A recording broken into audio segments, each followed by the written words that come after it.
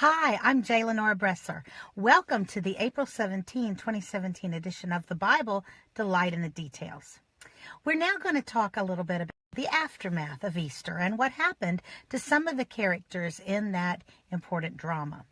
Now, one of the people that we talk about at Easter, of course, is the traitor, Judas Iscariot.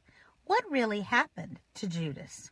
Well, we know he felt some remorse, and he tried to give back the silver to the religious leaders, but they would have none of it. So we're told two different things. Or are they different? Or are they explanatory? In Matthew, we are told in 27 verse 5 that he went out and hung himself. In Acts 1:19, we are told that he fell and all of his intestines and innards flew out. Now, a lot of people have looked at these two things and thought, is this contradictory? Which was it? Did he hang himself or did he fall and his guts burst out? And recently I read an article that looked at this from a medical standpoint, forensic science, so to speak. And the point was that it was not inconsistent at all.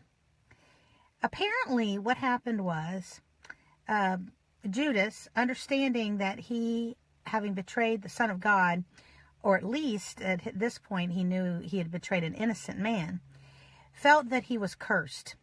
And we know that the Jewish Torah, the Old Testament, talks about the fact that cursed is he who dies on a tree. That's one of the reasons why Christ had to be nailed to a cross made out of the wood of a tree, because he was becoming cursed for us. That sin that he became on our behalf was cursed. And so that's why he had to die in that particular way. But probably Judas also understood that hanging by the neck was a death that was very much appropriate for traitors. Not just because it says in the Bible, curses the man who dies on a tree, but also because some of the most well-known traitors have been hung in history. And perhaps Judas might have had in mind Haman from the book of Ruth. You remember, he's the one that was scheming against the Jewish people, trying to wipe them out, frankly, genocide. And he had already erected gallows in his own backyard. And what was going to happen is that he and his sons were going to wind up being hung on those very gallows that he had meant for others. Now, interestingly, what the article said, and I thought this made a lot of sense, is when he hung himself, his body was there on the tree, dead body. Dead bodies which are not brought down, particularly from in the hanging state, become very quickly bloated. Their abdomen and other cavities fill with gas.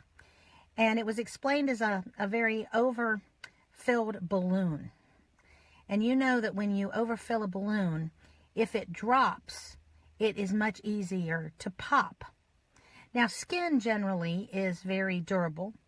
And because there is, because of just the way that the air in the body is arranged, normally when people fall, even fall from a fairly great height, usually their innards do not gush out, even if there's been a puncture wound of some kind.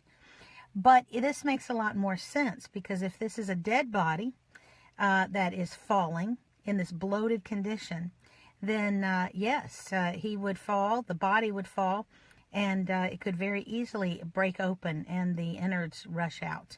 In fact, there's been, I know in the Middle Ages and in the Renaissance, there have been accounts of very obese people, including kings, whose coffins actually exploded from their bodies just opening up So this is not an unheard of thing. Now, I know this may seem very graphic and all. You might say, why in the world would you talk about this? But I think it's important that anytime there's something in the Bible that skeptics point to and say, oh, see, this is inconsistent, I think it's important that we, ambassadors of God, ambassadors of the book, be able to respond to that in a manner that is winsome and also is credible. So I sometimes bring these alleged contradictions to your attention. It ended badly for the traitor, Judas Iscariot. I'm Lenora Bresler. Visit me tomorrow for more The Bible, Delight in the Details. Have a great day.